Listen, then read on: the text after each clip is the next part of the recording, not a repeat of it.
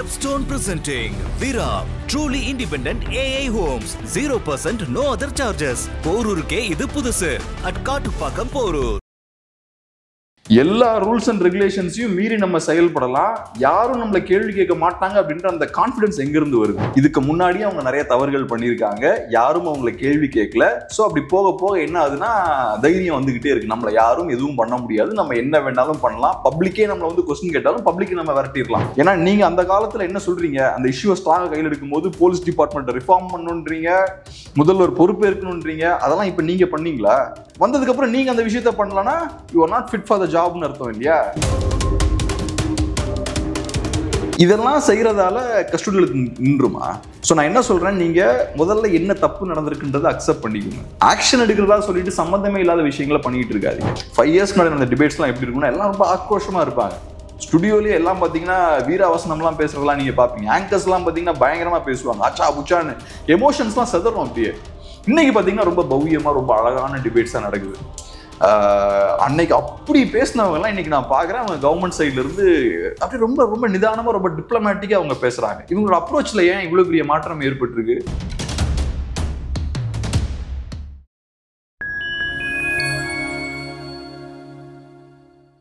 Fine time media நேயர்களுக்கு வணக்கம். நான் உங்கள் செய்துவன். நம்ம சிறப்பு நிகழ்ச்சியில் நம்மோடு இணைந்திருக்கிறார் மதிப்பிற்குரிய ஊடகவியாளர் திரு கேப்ரியல் தேவதாஸ் அவர்கள். வணக்கம் சார். வணக்கம். எப்படி இருக்கீங்க? நல்லா இருக்கேன், நீங்க எப்படி இருக்கீங்க? சார் நலமா இருக்கேன் சார். தமிழ்நாட்டில் ஒரு சோகமான ஒரு சம்பவம் கடந்த 2 நாட்களுக்கு மேலாக தொடர்ந்து எல்லா மக்களுமே எழுப்புற ஒரு கேள்வி என்னன்னா, காவல்துறையினர் வந்து இவ்வளவு மோசமா ஒரு மக்கள்கிட்ட வந்து நடந்துக்குவாங்களா? என்னங்க விசாரணை கைதின்னு அழைச்சிட்டு போன ஒரு பையன், அந்த பையன் கைதி கூட கிடையாது, ஸோ என்கொயரிக்கு கூட்டிகிட்டு போய் இவ்வளோ தூரம் அடித்து சித்திரவதை பண்ணியிருக்காங்களே அப்படிங்கிற ஒரு இயல்பான ஒரு கேள்வி எல்லா மக்கள் மத்தியிலும் எழுந்திருக்கு. இப்போ அந்த அஜித்குமார் வழக்கில் வந்து திமுக அரசினுடைய நடவடிக்கையை எப்படி பார்க்குறீங்க? உங்களுடைய மதிப்பீடு என்ன? இன்னைக்கு காலையில் நான் ஒரு வீடியோ பார்த்தேன். மு.க. ஸ்டாலின் அவர்கள் 2020 பேசின வீடியோ, சாத்தான்குளம் இன்சிடென்ட் நடந்ததுக்கு அப்புறம் ஒரு காட்டமான ஒரு வீடியோ பதிவு ஒன்று வெளியிட்டிருக்காரு. அந்த காலகட்டத்தில் அதில் அவர் கடுமையாக அரசை விமர்சிக்கிறாரு. கடைசியில் அவர் என்ன சொல்றாருன்னா, எடப்பாடி பழனிசாமி அவர்கள் இதுக்கு பொறுப்பேற்கணும் அப்படின்ற ஒரு விஷயத்த அவர் சொல்றாரு. அது ரொம்ப கரெக்டான விஷயம். இந்த மாதிரியான ஒரு சம்பவம் நடக்கும்போது டெஃபினட்டா சிஎம் வந்து பொறுப்பேற்கணும். ஏன்னா இப்ப காவல்துறை சிஎம்மோட கட்டுப்பாட்டு கீழே வரக்கூடிய ஒரு துறை. அது மட்டும் இல்லாம நான் ஏன் இது ரொம்ப கரெக்டான விஷயம் அப்படின்னு நான் சொல்றேன்னா, இப்ப சிஎம் நினைச்சாங்கன்னா அந்த டிபார்ட்மெண்ட்டை ரிஃபார்ம் பண்ண முடியும். சோ இப்ப மு.க. ஸ்டாலின் அவர்கள் அந்த காலகட்டத்துல ஏன் இபிஎஸ் அவர்கள் பொறுப்பேற்கணும்னு சொல்றாருன்னா, இதுக்கு ஒரு நிரந்தர தீர்வு வேணும், இது ரெகுலரா நடந்துட்டு இருக்கு, இது ஸ்டாப் ஆகணும், ஸோ காவல்துறையை ரிஃபார்ம் பண்ணணும் அப்படின்ற ஒரு நோக்கத்தோட தான் அந்த காலத்துல அதை சொல்றாரு. இன்னைக்கு மு.க. ஸ்டாலின் அவர்கள் சிஎம்மா இருக்காரு, 4 வருஷமா சிஎம்மா இருந்திருக்காரு. காவல்துறையை ரிஃபார்ம் பண்றது அவர் என்ன பண்ணாரு? இதுக்கு முன்னாடி ஏறக்குறைய 20+ கஸ்டோடியல் டெத்ஸ் நடந்திருக்கு. அதே மாதிரி நம்ம ரெகுலரா பார்த்துட்டு இருக்கோம். கை உடஞ்சிருச்சு, வலி விழுந்துட்டாங்க, கால் உடஞ்சிருச்சு, விசாரணைக்கு போறவங்க எல்லாம் இதை பண்றதை பாக்குறோம். இதெல்லாம் நடக்கும்போது கண்டிச்சிருந்தீங்கன்னா, ஸ்ட்ராங்கா நடவடிக்கை எடுத்திருந்தீங்கன்னா, எப்பெல்லாம் போலீஸ்காரங்க அவங்களோட பவரை மீறி செயல்படுறாங்களோ, எப்பெல்லாம் தவறான விஷயங்களை அவங்க செய்யறாங்களோ, அப்பெல்லாம் நீங்க அவங்களை கண்டிச்சிருந்தீங்கன்னா இன்னைக்கு இது நடந்திருக்காது. ஸோ இந்த லாஸ்ட் 4 இயர்ஸா நீங்க செய்ய வேண்டிய வேலையை செய்யல. அன்னைக்கு நீங்க இபிஎஸ் என்ன செய்யணும்னு சொன்னீங்களோ அந்த விஷயத்தை நீங்க செய்யல, அதனாலதான் இது நடந்திருக்கு. இப்ப நீங்க யோசிச்சு பாருங்க, சாதாரணமா போலீஸ்காரங்க என்ன பண்ணிருக்காங்க, எஃப்ஐஆர் போடாம ஒருத்தரை கூட்டிட்டு போய் ஒரு 2-3 டிஃப்ரெண்டான ஸ்பாட்ல வச்சு அடிச்சு கொண்டிருக்காங்க. ஸோ இப்ப கஸ்டடியிலே எடுக்கல. டெக்னிக்கலா பார்த்தோம்னா கஸ்டடிக்குள்ளே, நீ போலீஸ் கஸ்டடியிலே எடுக்கல, நீங்க பாட்டுக்கு சும்மா எங்கேயோ கூட்டு போய் அவரை பிடிச்சி அடிச்சிருக்கீங்க. இவ்வளவு கான்ஃபிடன்ஸ் போலீஸ்க்கு எங்கிருந்து வருது? எல்லா ரூல்ஸ் அண்ட் ரெகுலேஷன்ஸையும் மீறி நம்ம செயல்படலாம், யாரும் நம்மளை கேள்வி கேட்க மாட்டாங்க அப்படின்ற அந்த கான்ஃபிடன்ஸ் எங்கிருந்து வருது? இல்ல புகார் மனு கூட பெறப்படலை. ஆமா, இந்த கான்ஃபிடன்ஸ் எங்கிருந்து போலீஸ்காரங்களுக்கு வருது? எங்கிருந்து வருதுன்னா, இதுக்கு முன்னாடியே அவங்க நிறைய தவறுகள் பண்ணியிருக்காங்க, யாரும் அவங்களை கேள்வி கேட்கல. ஸோ அப்படி போக போக என்ன ஆகுதுன்னா தைரியம் வந்துகிட்டே இருக்கு, நம்மளை யாரும் எதுவும் பண்ண முடியாது, நம்ம என்ன வேணாலும் பண்ணலாம், பப்ளிக்கே நம்மளை வந்து கொஸ்டின் கேட்டாலும் பப்ளிக் நம்ம விரட்டிடலாம். அதுவும் நடந்தது இல்ல. ஸோ அந்த அளவுக்கு அவங்களுக்கு கான்ஃபிடன்ஸ் கிடைக்குது. இப்போ நமக்கே எடுத்துப்போம், நம்ம இப்போ போய் ரோட்ல போய் ரவுடிசம் பண்றோம்னு வச்சுப்போம், யாருமே கேட்கல அப்படின்னா நமக்கு போக போக கான்ஃபிடன்ஸ் அதிகமாகும். போலீஸும் கேட்கல, மக்களும் கேட்கலாம், அப்புறம் போக போக ரொம்ப டாமினன்ட் ஆகிக்கிட்டே இருப்போம். அதுதான் இங்க நடக்குது. ஸோ ஒவ்வொரு நேரமும் போலீஸ்காரங்க அத்துமீறி செயல்படும் போது, ரூல்ஸ் அண்ட் ரெகுலேஷன்ஸை மீறி செயல்படும் போது அதிகாரத்தில் இருக்கக்கூடியவங்க ஸ்ட்ரிக்டா அதை டீல் பண்ணணும். அதை டீல் பண்ணாம அலோவ் பண்ணிக்கிட்டே இருக்கும்போது என்ன ஆகும்னா இந்த மாதிரி நடந்துரும். இப்போ ஒரு கஸ்டடியல் டெத் நடக்குதுன்னா அது ஐசோலேட்டடான, அதை நம்ம ஐசோலேட்டட் இன்சிடென்ட்டா பார்க்கக்கூடாது. அது ஏதோ தனி இன்சிடென்ட் மாதிரி நம்ம அதை பார்க்கக்கூடாது. கஸ்டடியல் டெத்னா என்ன? எக்ஸ்ட்ரீமா ஒருத்தரை தாக்குறீங்க, தாக்கி அடிச்சு அவரை கொன்னுடுறீங்க. ஸோ இப்போ ஒரு கஸ்டடியல் டெத் நடக்குதுன்னா ஏகப்பட்ட பேர் பாதிக்கப்பட்டிருக்காங்கன்னு அர்த்தம். நீங்க ஏகப்பட்ட பேர் அட்டாக் பண்றீங்க, அதுல ஒருத்தர் வலி தாங்காம அடி தாங்க முடியாம இறந்துடுறாரு. மீதி ஆட்கள் இறக்கலன்னா அவங்களும் அங்க இருப்பாங்க இல்லையா?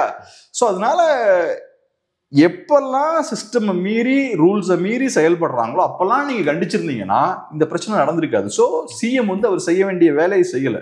இன்ஃபேக்ட் இப்ப எதிர்கட்சிகள்லாம் சொல்லக்கூடிய விஷயம் என்னன்னா சிஎம் ரிசைன் பண்ணுன்றாங்க. அது கரெக்ட்னு நான் சொல்லுவேன். ஏன்னா நீங்க அந்த காலத்துல என்ன சொல்றீங்க, அந்த இஷ்யூவை ஸ்ட்ராங்கா கையில் எடுக்கும் போது போலீஸ் டிபார்ட்மெண்ட் ரிஃபார்ம் பண்ணுன்றீங்க, முதல்வர் பொறுப்பேற்கணும்ன்றீங்க. அதெல்லாம் இப்ப நீங்க பண்ணீங்களா? ஸோ அதெல்லாம் சொல்லி தானே நீங்க பவருக்கு வரீங்க.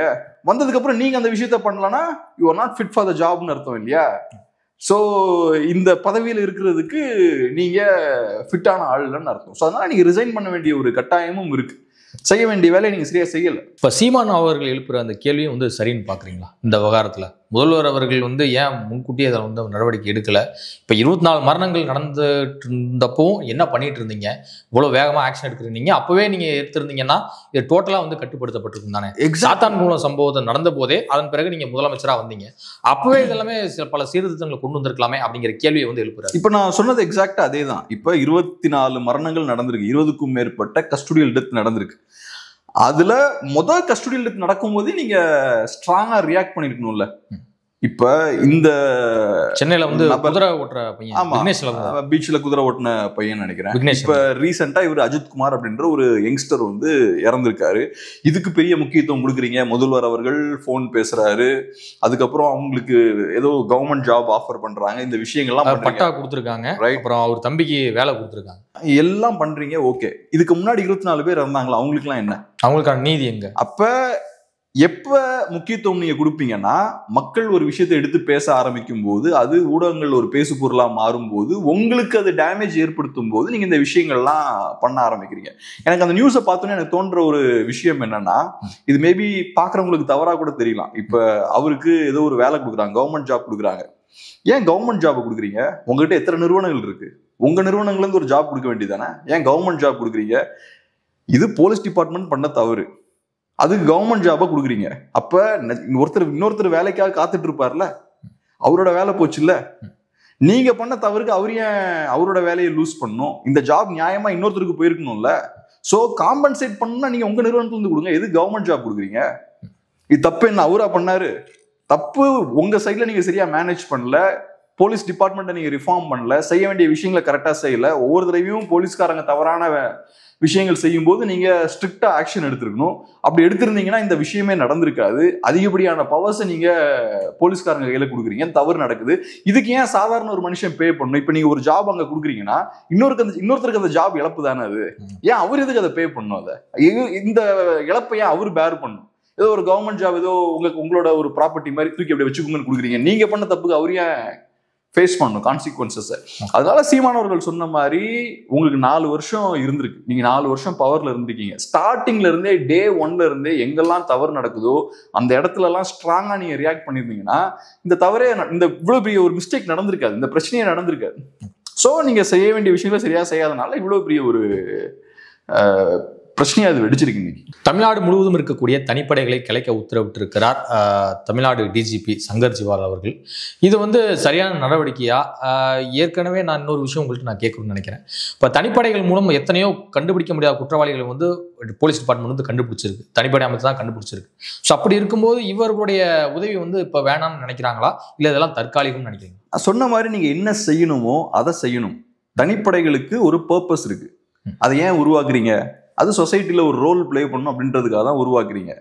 ஸோ அதுக்கு ஒரு தேவை இருக்கு. அப்போ அதை கலைக்கிறதுனா அப்போ அது கரெக்டான ஒரு பிரச்சனை கிடையாது, விஷயம் கிடையாது. ஸோ எக்ஸாக்டா என்ன செய்யணுமோ அந்த விஷயத்த செய்யணும். இப்போ நீங்க வந்து நான் ஒன்று சொல்றேன், நீங்க போலீஸ் டிபார்ட்மெண்ட் ரிஃபார்ம் கூட பண்ண வேண்டிய தேவையில்லை. நீங்க செய்ய வேண்டிய விஷயம் என்னன்னா, ஏற்கனவே ரூல்ஸ் அண்ட் ரெகுலேஷன்ஸ் இருக்கு, அதை மீறி இந்த போலீஸ்காரங்க செயல்படுறாங்க. ஸோ நீங்க செய்ய வேண்டியதெல்லாம் ஒண்ணுதான். ஒவ்வொரு தடவையும் போலீஸ்காரங்க இண்டிவிஜுவல்ஸ் அவங்க ரூல்ஸ் அண்ட் ரெகுலேஷன்ஸை மீறி செயல்படும் போது கடுமையா நடவடிக்கை எடுத்தா போதும். இதுக்கு பெரிய ரிஃபார்ம்லாம் பண்ண தேவையில்லை. ஏதோ பெரிய நாங்க பிரிட்டிஷ் ஆட்சி காலத்துல உருவாக்கப்பட்ட போலீஸ் டிபார்ட்மெண்ட் இது, ஸோ அதனால அந்த காலத்துல ஸ்டைலே பிஹேவ் பண்றாங்க, இதை ரிஃபார்ம் பண்ணும், அதெல்லாம் ஒண்ணுமே தேவையில்லை. ஸ்ட்ராங்கான ரூல்ஸ் அண்ட் ரெகுலேஷன்ஸ் இருக்கு. அதை மீறி ஒருத்தவங்க செயல்படுறாங்கன்னா எப்படி நான் ரூல்ஸ் அண்ட் ரெகுலேஷன்ஸை மீறி செயல்படும் போது நான் அதுக்கான பாதிப்பை ஃபேஸ் பண்றேன் இல்லையா? ரோட்ல நான் ஹெல்மெட் போடாம போனா அந்த பிரச்சனையை ஃபேஸ் பண்றேன், என்கிட்ட இருந்து ஃபைன் வாங்குறீங்க. அதே மாதிரி போலீஸ்காரங்களும் அவங்க டிபார்ட்மெண்ட்ல எப்படி செயல்படணுமோ, என்ன ரூல்ஸ் அண்ட் ரெகுலேஷன்ஸ்க்கு உட்பட்டு செயல்படணுமோ அப்படி செயல்படணும். அப்படி செயல்படலாம் நீங்க நடவடிக்கை எடுக்கணும். அதை நீங்க சரியா எடுத்துட்டீங்கனாலே போலீஸ்காரங்களா கரெக்டா தான் ஃபங்க்ஷன் ஆவாங்க, எந்த பிரச்சனையுமே இருக்காது. அதே மாதிரி மேலதிகாரிகளும் ரூல்ஸை பெண்ட் பண்ணாதீங்க, உங்க வசதிக்கு ஏற்ற மாதிரி ரூல்ஸை பெண்ட் பண்ணாதீங்க. இப்ப இங்கே அதே அந்த பிரச்சனை தானே.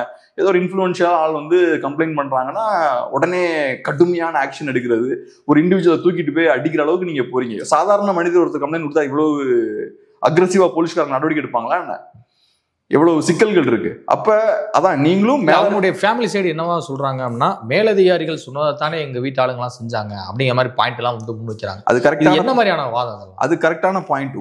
ஒரு சைட்ல இருந்து பார்த்தா கரெக்டான பாயிண்ட். ஒண்ணு என்னன்னா, நீங்க ஒருத்தனை அடிச்சு கொண்டிருக்கீங்கன்னா நீங்க குற்றவாளி தான், உங்களை தூக்கி ஜெயில தான் போடுவாங்க. அது யாரு சொல்லி செஞ்சாலும் உங்களை தூக்கி ஜெயில தான் போடுவாங்க.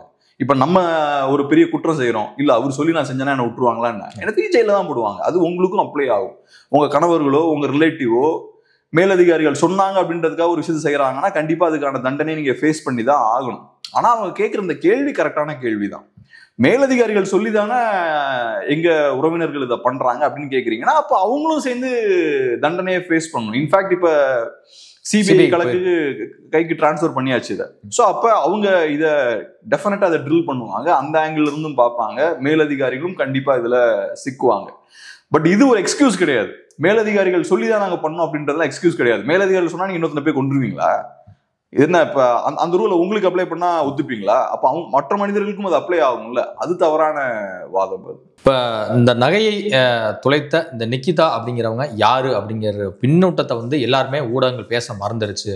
முதல்ல இவங்களுடைய பின்னூட்டம் என்ன, இவங்க யாரு, இவங்க எப்படி இவ்வளவு தூரம் இன்ஃப்ளூயன்ஸ் பண்ணி ஒரு எஸ்பி ஒரு நியூஸ் வந்து அங்கிருந்து உயர் அதிகாரிகள் வந்து அடுத்தடுத்த லெவலில் இருக்கக்கூடிய காவலர்களுக்கு உத்தரவு போடுறாங்கன்னா இவங்க யாரு அப்படிங்கிற கேள்வி வந்து இப்போ எல்லாருமே எழுப்ப ஆரம்பிச்சிட்டாங்க. இப்போ இந்த நிக்கிதா அப்படிங்கிறவங்க வந்து 2010 இவங்க மேலே ஒரு கம்ப்ளைண்ட்லாம் வந்திருக்கு. துணை முதல்வருடைய பெயரை பயன்படுத்தி மிஸ்யூஸ் பண்ணி கிட்டத்தட்ட ஒரு அரசு வேலை வாங்கி தருவதாக கூறி 16 லட்சம்லாம் வாங்கியிருக்காங்க, அந்த மோசடியில் ஈடுபட்டிருக்காங்க அப்படிங்கிற மாதிரிலாம் நிறைய ரிசர்ச் பண்ணும்போது இது மாதிரி தகவல்லாம் கிடைக்குது. இதை எப்படி பார்க்கணும்னு நினைக்கிறேன்? என்ன பொறுத்தளவுல நான் வந்து அந்த நிக்கிதா யாரு, அவங்களோட பேக்ரவுண்ட் என்ன, அதெல்லாம் எனக்கு பெருசா தெரியல. நான் இன்னும் பெருசா அதை பார்க்கல. ஆனா நான் ஒரு விஷயம் சொல்றேன். இப்ப கையில இருக்கக்கூடிய பவரை மிஸ்யூஸ் பண்றாங்கல்ல, அந்த மாதிரியான மனிதர்கள்லாம் கரெக்டா தான் இருப்பாங்க. இப்ப அமீர் கான் வந்து வெள்ளம் வந்தது, அப்ப அவர் மாட்டிக்கிட்டாரு சென்னையில. ஆமா. ஆனா அவர் பவரை மிஸ்யூஸ் பண்ணல. அவர் வந்து பெரிய ஒரு ஸ்டார், பெரிய கான்டாக்ட்ஸ் அவருக்கு இருக்கு. அவர் நினைச்சாருன்னா இங்க இருக்கக்கூடிய கவர்மெண்ட் மிஷினரியை ஏதோ ஒரு ரூட்ல ரீச் பண்ணி எனக்கு ஒரு தனியா ஒரு ஹெலிகாப்டர் அனுப்புங்க, எனக்கு தனியா ஒரு போட் அனுப்பி என்ன தூக்கிட்டு போங்கன்னு அவர் பண்ணிருக்கலாம். பாம்பேக்கே போன் பண்ணி கூட இதை பண்ணிருக்கலாம். ஆனா அதெல்லாம் அவர் செய்யாம அவர் வெயிட் பண்ணி ஒரு போட்ல போறாரு. ஸோ என் கையில் அதிகாரங்கள்லாம் இருந்தாலும் அதை நான் மிஸ்யூஸ் பண்ண மாட்டேன். மற்ற மனிதர்களை மாதிரியே நானும் சக மனிதனா நானும் வெயிட் பண்ணுவேன். எப்படி பக்கத்து வீட்டுக்கார வெயிட் பண்ணிட்டு இருக்கானோ, மற்ற மனிதர்கள் எப்படி வெயிட் பண்றாங்களோ அந்த மாதிரி வெயிட் பண்ணி போவேன். இது ஆமா, இது ஒரு டீசென்டான ஒரு அப்ரோச். ஆனா இங்க பாத்தீங்கன்னா ஒரு சாதாரண ஒரு கவுன்சிலரா இருப்பான். அவன் பாத்தீங்கன்னா அவனோட பவரை வந்து யூஸ் பண்ணுவான். அங்க போன் பண்ணுவான், இங்க போன் பண்ணுவான். அவனுக்கு ஒண்ணு தேவைன்னா அப்படியே சட்டத்தை வளைச்செடுத்து ஒரு காரியத்தை நடத்துவான். இவங்க எல்லாமே கரப்ட் ஃபெலோஸா தான் இருப்பாங்க. அவங்க தான் இந்த மாதிரி சகட்டு மேனிக்கு கையில இருக்கக்கூடிய அதிகாரத்தை மிஸ்யூஸ் பண்ணுவாங்க. என் பையனுக்கு ஒரு சீட்டு வேணும், இல்லைன்னா வேற ஏதாவது ஒரு காரியம் நடக்கணும் அப்படின்னா கையில இருக்கக்கூடிய எல்லா ஆயுதங்களும் யூஸ் பண்ணுவாங்க. அவங்க ரொம்ப கரப்டான ஆட்களா தான் இருப்பாங்க. ஸோ இங்கேயும் நான் எப்படி பாக்குறேன்னா, போலீஸ் மேல அழுத்தம் போட்டு ஒரு இண்டிவிஜுவலை இந்த அளவுக்கு எக்ஸ்ட்ரீமா புஷ் பண்ண முடியுது. ஒரு எஃப்ஐஆர் கூட போடாம அவரை தூக்கிட்டு போய் 2 நாள் நீங்க கஸ்டடியில் எடுத்து கூட சொல்ல முடியாது, எங்கெல்லாமோ கூட்டு போய் அவரை அடிக்கிறீங்க. சாதாரண ஒரு மனிதன் போலீஸ் ஸ்டேஷனுக்கு போய் இதெல்லாம் பண்ணாங்கன்னா எப்படி ரியாக்ட் பண்ணுவாங்க? நம்ம போய் ஒரு கம்ப்ளைண்ட் எல்லாம் கொடுக்க போனோம்னா எப்படி இருப்பாங்க? அதை தாண்டி இவங்க இவ்வளவு பண்றாங்கன்னா ஏதோ ஒரு இடத்துல அந்த நபர் பவரை யூஸ் பண்றாரு. ஸோ அதனால அதான் நான் சொன்ன எக்ஸாம்பிள் வந்து இங்கேயும் அப்ளை ஆகும்னு நினைக்கிறேன். காவலர்கள் சுய ஒழுக்கத்தோடு இருக்கணும், ஸ்டேஷன்ல வந்து பாத்தீங்கன்னா கண்ணியத்தோட எல்லாத்துக்கிட்டையும் நடந்துக்கணும் அப்படிங்கிற மாதிரி உத்தரவிட்டிருக்கிறாரு மாநிலத்தினுடைய ஏடிஜிபியான டேவிட்சன் தேவாரிசர் மாதம் அவர்கள். இதை எப்படி நம்ம பார்க்கணும்? ஒன்று நம்ம புரிஞ்சுக்கணுங்க. இதுல இருக்கக்கூடிய மிகப்பெரிய சிக்கல் என்னன்னா, பிரச்சனை எங்க இருக்கோ அதை நீங்க அட்ரஸ் பண்ணணும். நீங்க டைவர்ட் பண்ணக்கூடாது பிரச்சனையை. இப்ப முதல்வர் அவர்கள் போன்ல பேசுறாரு, போன்ல பேசும்போது தப்பு நடந்துருச்சு அப்படின்ற மாதிரி பேசுறாரு, மன்னிப்பு கேட்கிறாரு, இந்த விஷயங்கள்லாம் அவரு பேசுறாரு. ஆக்சுவலா இங்க தப்பெல்லாம் எதுவும் நடக்கல, எதுவும் தெரியாமலாம் எதுவும் நடக்கல, எல்லாம் தெரிஞ்சுதான் நடந்தது. ஸோ தப்பெல்லாம் எதுவும் நடக்கல. அதே மாதிரி நீங்க சொன்னீங்க இல்லையா, இப்ப தனிப்படையெல்லாம் கலைக்க உத்தரவு போட்டிருக்காங்க அப்படின்ற ஒரு விஷயம் சொன்னீங்க. இப்ப இன்னொரு விஷயத்தையும் நீங்க சொல்றீங்க. இதெல்லாம் செய்யறதால கஸ்டடியில் நின்றுமா? ஸோ நான் என்ன சொல்றேன், நீங்க முதல்ல என்ன தப்பு நடந்திருக்குன்றதை அக்செப்ட் பண்ணிக்கோங்க. ஆக்ஷன் எடுக்கிறதா சொல்லிட்டு சம்பந்தமே இல்லாத விஷயங்களை பண்ணிட்டு இருக்காதீங்க. ஸோ கஸ்டடியல் டெத் ஏன் நடக்குதுன்னா, இங்க இருக்கக்கூடிய சட்டத்துக்கு உட்பட்டு காவல்துறையில் இருக்கக்கூடிய போலீஸ்காரங்க செயல்பட மாட்டேங்கிறாங்க. அதனாலதான் கஸ்டடியல் டெத் நடக்க மாட்டேங்குது. இது யாரோட ஃபெயிலியர்னா, இது சிஎம்மோட ஃபெயிலியர். இங்க இருக்கக்கூடிய அரசுல டாப்ல இருக்கக்கூடிய ஆட்களோட ஃபெயிலியர். நீங்க உங்க வேலையை கரெக்டா பார்த்துருந்தீங்கன்னா, காவல்துறையின் கண்ட்ரோல்ல வச்சிருந்தீங்கன்னா இந்த பிரச்சனை நடந்திருக்காது. இதுக்கு நீங்க காவல்துறை அதிகாரிகள் ஒழுக்கத்தோட நடந்துக்கணும், இந்த பிரச்சனை இருக்கு, ஏதோ சில பேர் தவறு பண்ணிட்டாங்க, அதெல்லாம் கிடையாது. யாரோ சில பேர்லாம் தவறு பண்ணல. நீங்க சிஸ்டமே கரெக்டா வச்சிருக்கீங்க, இந்த சிஸ்டமே கரெக்டா இருக்கு. நீங்க இந்த சிஸ்டமை கரெக்டா ரிஃபார்ம் பண்ணிருந்தீங்கன்னா, செய்ய வேண்டிய விஷயங்களை கரெக்டா செஞ்சிருந்தீங்கன்னா இந்த பிரச்சனையே வந்திருக்காது. ஸோ நீங்க உங்க வேலையை சரியா செய்யாதனாலதான் இது நடந்திருக்கு. முதல்ல அதை அக்செப்ட் பண்ணிக்கோங்க. நீங்க அதை விட்டுட்டு நீங்க இது ஏதோ ஒரு ஐசோலேட்டட் இன்சிடென்ட், இது ஏதோ ஒரு சில காவலர்கள் இது தப்பு பண்ணிட்டாங்க, ஒரு சில போலீஸ்காரங்க தப்பு பண்ணிட்டாங்க அப்படின்ற மாதிரி கொண்டு போகாதீங்க. அதுதான் நான் சொல்றேன். இப்போ ஒரு கஸ்டடியல் டெத் நடக்குதுன்னா அது அந்த ஒரு நபர் மட்டும் பாதிக்கப்பட்டாருன்னு கிடையாது, ஏற்கனவே நிறைய பேர் பாதிக்கப்பட்டிருக்காங்க. அதுல ஒருத்தர் எக்ஸ்ட்ரீமா பாதிக்கப்பட்டு உயிரிழந்திருக்காரு. அதனால நம்ம இன்னைக்கு பேசுறோம். இது ஐசோலேட்டடான இன்சிடென்ட் கிடையாது.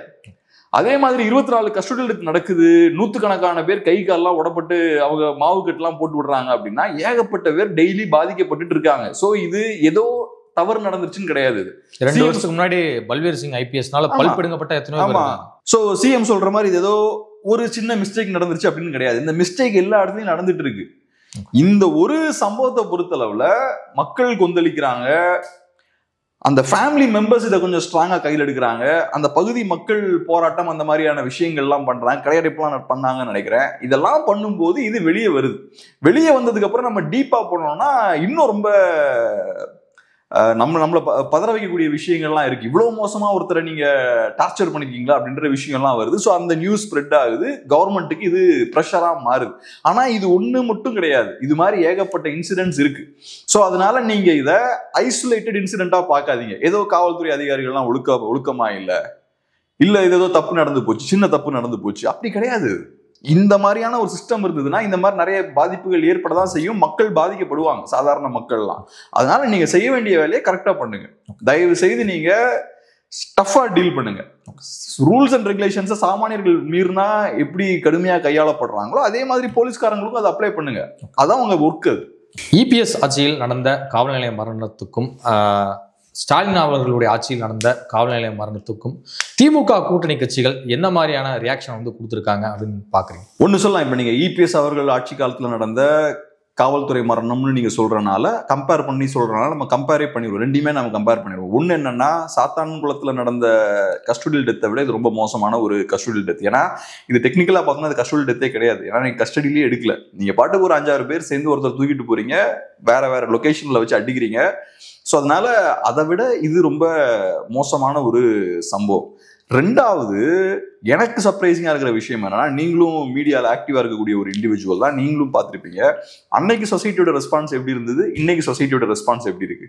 நான் சொசைட்டின்னு சொல்றது நம்ம டாப்ல இருந்து வருவோமே, நம்ம சொசைட்டில டாப்ல யார் இருக்கா, பெரிய ஆட்கள் நம்ம சொசைட்டில யாரு, நடிகர்கள் தான். நம்ம ஊருக்காரங்களுக்கு நடிகர்களை விட்டு ஆள் கிடையாது, அவங்க தான் கடவுள். ஸோ அந்த கலைஞர்களுக்கு ஒரு சமூகம். ஸோ நம்ம தமிழ் ஆக்டர்ஸ் செலிபிரிட்டிஸ்லாம் அப்ப எப்படி ரியாக்ட் பண்ணாங்க, மேல இருக்கவங்க எல்லாம் எப்படி ரியாக்ட் பண்ணாங்க, அடி கொந்தளிச்சாங்கல்ல, இந்த பதாகைகளை பிடிச்சாங்க, ஹேஷ்டாக்ஸ் எல்லாம் ட்ரெண்ட் பண்ணாங்க, அச்சா புச்சான்னு பேசினாங்க. அந்த மானஸ்தர்கள்லாம் இன்னைக்கு என்ன பண்ணிட்டு இருக்காங்கன்னு பார்த்தோம்னா பேச்சே கிடையாது. ஸோ இப்போ பெரிய நடிகர் ஒருத்தர் அந்த கஸ்டடியல் டெத்தை பேஸ் பண்ணி படம்லாம் பண்றாரு, இன்னைக்கு அவரு அமைதியா இருக்காரு. நம்ம இந்த லாஸ்ட் அதிமுக ஆட்சி நடக்கும்போது சில நடிகர்கள் இயக்குநர்களா இருக்கலாம், ரொம்ப ப்ரொக்ரெசிவான ஆட்கள்னு சொல்லுவோம்ல, இவங்க மக்கள் பிரச்சனை வந்தா தைரியமா பேசுவாங்க, ரொம்ப முற்போக்கான ஆட்கள் இவங்கெல்லாம். அவங்க படங்கள்ல கூட பார்த்தோம்னா பெரிய முற்போக்கான கருத்துக்கள்லாம் இருக்கும். அவங்க இன்னைக்கு பேச்சுவார்த்தையே இல்லாம அமைதியா இருக்காங்க. கப்சுப்புன்னு இருக்காங்க. இதெல்லாம் காட்டக்கூடிய விஷயம் என்னன்னா, ஒண்ணு அவங்களுக்கு ரெஸ்பான்சிபிலிட்டி இல்லைன்ற ஒரு விஷயம் காட்டுது. அவங்களுக்கு மக்கள் மேல எந்த அக்கறையும் இல்லை. திமுகவுக்கு ஒரு தேவை இருக்குன்னா அவங்க வெளியே வந்து திமுகவுக்கு தேவையான விஷயத்த பண்றாங்க இல்லையா? நிஜமாவே உங்களுக்கு மக்கள் மேல அக்கறை தான் இன்னைக்கு வந்திருக்கணும்ல. நேத்து திமுக எதிர்கட்சியா இருக்கும்போது மட்டும் வெளில வரீங்கன்னா அப்ப திமுகவோட தேவைக்கு தான் நீங்க வெளில வந்துருக்கீங்க, மக்களோட தேவைக்காக நீங்க வெளில வரல. சோ அது ஒண்ணு. ரெண்டாவது, சினிமா இண்டஸ்ட்ரி யார் கண்ட்ரோல் இருக்குன்னு இது காட்டுது. ஸோ சினிமா இண்டஸ்ட்ரி இங்க யார் கண்ட்ரோல்ல இருக்குன்னு எல்லாருக்கும் தெரியும், அரசியல்வாதிகள் கண்ட்ரோல்ல தான் இருக்கு. அப்படி இருக்கும்போது அரசியல்வாதிகள் சொல்றதை தான் கேட்கணும்.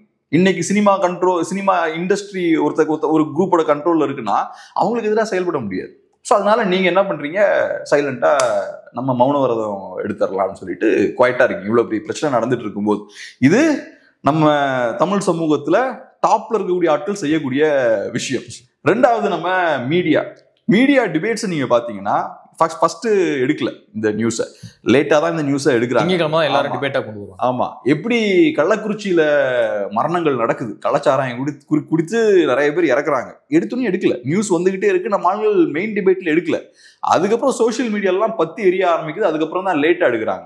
லேட்டா எடுத்ததுக்கு அப்புறமா என்ன பண்றாங்க, வேற ஒரு நியூஸ் ஏதாவது வந்துச்சுன்னா பட்டுன்னு அது பக்கம் போறது, இதை ஓரமா வச்சிடுறது, முடிஞ்ச அளவுக்கு சீக்கிரமா டைவர்ட் ஆகி ஓடிடுறது. இப்ப லேட்டா எடுத்திருக்காங்க. லேட்டா எடுத்தது ஒண்ணு. எடுத்தும் பாத்தீங்கன்னா அந்த டிபேட் நடக்கும்போது ரொம்ப ப்ரொஃபஷனலா, ரொம்ப பவ்யமா எல்லாம் டிபேட் நடக்கும். என்னென்ன நடந்திருக்கு, ஏன் இப்படி நடந்திருக்கு, இதை எப்படி மாற்றலாம், அப்படி ரொம்ப டீசெண்டா இப்ப பேசிட்டு இருக்காங்க. 5 இயர்ஸ்க்கு முன்னாடி அந்த டிபேட்ஸ் எல்லாம் எப்படி இருக்கும்னா எல்லாம் ரொம்ப ஆக்ரோஷமா இருப்பாங்க. ஸ்டுடியோலயே எல்லாம் பாத்தீங்கன்னா வீராவசனம் எல்லாம் பேசுறதெல்லாம் நீங்க பாப்பீங்க. ஆங்கர்ஸ் எல்லாம் பாத்தீங்கன்னா பயங்கரமா பேசுவாங்க, ஆச்சா புச்சான்னு எமோஷன்ஸ் எல்லாம் செதறும் அப்படியே. இன்னைக்கு பாத்தீங்கன்னா ரொம்ப பவ்யமா ரொம்ப அழகான டிபேட்ஸ் தான் நடக்குது. அன்னைக்கு அப்படி பேசினவங்க எல்லாம் இன்னைக்கு நான் பாக்குறேன், அவங்க கவர்மெண்ட் சைட்ல இருந்து அப்படி ரொம்ப ரொம்ப நிதானமா ரொம்ப டிப்ளமேட்டிக்கா அவங்க பேசுறாங்க. இவங்களோட அப்ரோச்ல ஏன் இவ்வளவு பெரிய மாற்றம் ஏற்பட்டிருக்கு, ஏன் இப்ப ரொம்ப ரிஃபைண்டா இவங்க எல்லாம் மாறி இருக்காங்கன்னு நமக்கு தெரியல. பட் இருந்தாலும் அதுவும் நடக்குது. ஸோ மீடியாவோட ரியாக்ஷனும் பார்த்தோம்னா கம்ப்ளீட்டா டிஃப்ரெண்டா இருக்கு. இது போக ஹியூமன் ரைட்ஸ் ஆக்டிவிஸ்டுகளா இருக்கலாம், முற்போக்குவாதிகளா இருக்கலாம், ஏகப்பட்ட ஆட்கள். ஒரு குரூப் பார்த்தோம்னா அதிமுக ஆட்சியில ரொம்ப பிஸியா இருந்தாங்க. அந்த குரூப்பும் இந்த டைம் வந்து பார்த்தோம்னா ஆப்சென்ட் தான். இப்ப அவங்களும் வெளில வரல. எனக்கு தெரிஞ்சு ஹென்ரி டிபெங் மட்டும்தான் ஒரு ஆக்டிவா இதை ஸ்ட்ராங்கா எந்த ஆட்சியாளரும் பொருள் கொடுத்துக்கிட்டே இருக்காங்க, தன்னுடைய மக்கள் கண்காணிப்பு. ஆமா, ஹியூமன் ரைட்ஸ் வாட்ச் வந்து ஆக்டிவா இருக்காங்க. அதான் நம்ம வந்து பொதுவா எல்லாரையும் சொல்லிட முடியாது. ஹென்ரி டிபெங் மாதிரியான சில ஆட்கள் டெஃபினட்டா இருக்காங்க. பட் அதை தாண்டி ஓவராலா பார்க்கும்போது இவங்களும் குவைட்டா இருக்காங்க. ஃபார்வர்ட் திங்கர்ஸ் அண்ட் ரெவல்யூஷனர்ஸ்லாம் கொஞ்சம் சைலண்ட். ரெவல்யூஷனரிஸ்லாம் அதான் வெக்கேஷன் தான். இப்ப சரி கொஞ்சம் அமைதியா விட்டுருவோம், எதுக்கு சிக்கல்னு இருக்காங்க. ஸோ ஒரே இன்சிடென்ட் நடக்குது. அதிமுக ஆட்சியிலும் நடக்குது, திமுக ஆட்சியிலும் நடக்குது. ஆனா ரியாக்ஷன் பார்த்தோம்னா ரொம்ப டிஃப்ரெண்டா இருக்கு. இதுக்கான காரணம் என்னன்றது மக்களுக்கு தெரியும். ஆனா இதை நம்ம புரிஞ்சுக்கணும். ஸோ அதனால இதை நம்ம பேசுறதுக்கான முக்கியமான நோக்கம் என்னன்னா, இந்த விஷயங்கள்லாம் மாறணும் அப்படின்னா மக்கள் தான் யோசிக்கணும். கஸ்டோடியல் டெத்தை நிஜமாவே முடிவு கொண்டு வரணும்னா மக்கள் தான் யோசிக்கணும். இந்த மாதிரியான சினிமாக்காரங்க இவங்களெல்லாம் நம்பி ஒரு பிரயோஜனமும் கிடையாது. ஆனா அதுல இருக்கக்கூடிய ஒரு பெனிஃபிட் என்னன்னா, அன்னைக்கு அவங்க ஸ்ட்ராங்கா இந்த விஷயத்த கையில எடுத்தனாலதான் இன்னைக்கு இது நடக்கும்போது இது எடுக்கணும்னு நமக்கு தோணுது. இல்ல, அதிகாரத்தை மிஸ்யூஸ் பண்ணக்கூடாது அப்படிங்கிற படங்கள் எல்லாம் இந்த இயக்குனர்கள் எடுத்திருக்காங்க, இந்த நடிகர்கள்லாம் எடுத்திருக்காங்களே சார். இப்ப நான் ஒன்று சொல்றேன், இப்ப 2020 அவ்வளவு ஸ்ட்ராங்கா அந்த கஸ்டோடியல் டெத்தை கையில் எடுத்து மீடியாலாம் பேசலன்னா நம்ம சொசைட்டி இன்னைக்கு அதை எடுத்திருக்காரு. ஸோ இன்னைக்கு அவங்க குவைட்டா இருந்தாலும் நம்ம அதை கையில் எடுக்கிறோம், மக்கள் கையில் எடுக்கிறாங்க இதை. ஏன்னா அன்னைக்கு 2020 அவங்க ஏற்படுத்தின புரிதல்னா அந்த இம்பாக்ட், அது யாருக்காக ஏற்படுத்தினாங்கன்றது வேற. அந்த புரிதலை மக்கள் மத்தியில் ஒரு புரிதலை ஏற்படுத்துறாங்க. கஸ்டோடியல் டெத்னா தப்பு, ஹியூமன் ரைட்ஸ்னு ஒன்று இருக்கு, ஒருத்தனோட பர்சனல் ரைட்ஸை வயலேட் பண்ணக்கூடாது, ஒருத்தனை ப்ராப்பரா தான் ட்ரீட் பண்ணணும், காவல்துறை கையில ஏகப்பட்ட அதிகாரங்கள் இருக்கக்கூடாது, காவல்துறை ரிஃபார்ம் பண்ணு, இந்த விஷயங்கள்லாம் நீங்க அன்னைக்கு பேசுனீங்க. இன்னைக்கு அதெல்லாம் மீறி இன்னொரு தவறு நடக்கும்போது மக்கள் அதை யோசிக்கிறாங்க.